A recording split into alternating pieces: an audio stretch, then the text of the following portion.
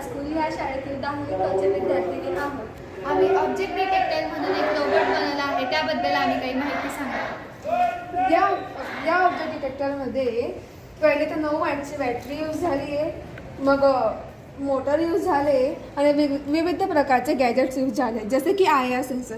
IR sensor हे एखादा जर ऑब्जेक्ट आणि याच्यासोबत ऑब्जेक्ट डिटेक्टर आहे, म्हणजे जसं की जर एखादं ऑब्जेक्ट आलं मग त्याच्याने हे जर रोबोट आहे हे स्टॉप होऊन जाईल किंवा तिकडून टर्न घेऊन ज्याच्याकडून जेणेकरून जीवितहानी होणार नाही, वित्तहानी होणार नाही, हे टाळता येईल आपल्याला.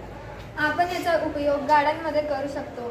यामुळे ॲक्सिडेंट टळतील आणि ॲक्सिडेंटमुळे होणारी जीवितहानी व वित्तहानी टळेल. त्याचबरोबर यात प्लास्टिक ऑब्जेक्ट डिटेक्टर आहे. त्यामुळे आपण प्लास्टिक वेगळा करू शकतो, जसं की ओला कचरा, सुका कचरा आणि पृथ्वीवर जे अतिरिक्त संसाधनांचा वापर होतो तो टाळता येऊ शकतो.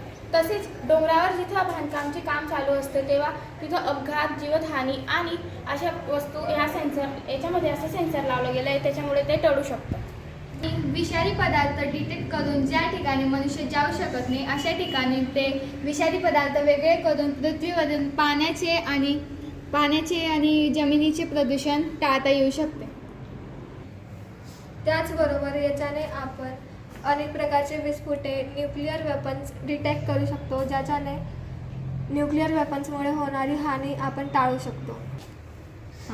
आणि हा जो ऑब्जेक्ट डिटेक्टर रोबोट आहे यात काही गॅजेट्स यूज केले, जसे की power, motor device, invert, distance आणि मोटर ड्रायव्हर.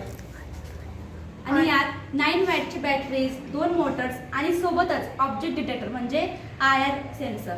याच्यामुळे एखादा जर ऑब्जेक्ट आला समोर ते किंवा दगड आला किंवा ॲक्सिडंट, दरी म्हणा, तेव्हा हे जे मोटर आहे, रोबोट आहे, तिथे स्टॉप होईल किंवा तिकडून टर्न घेऊन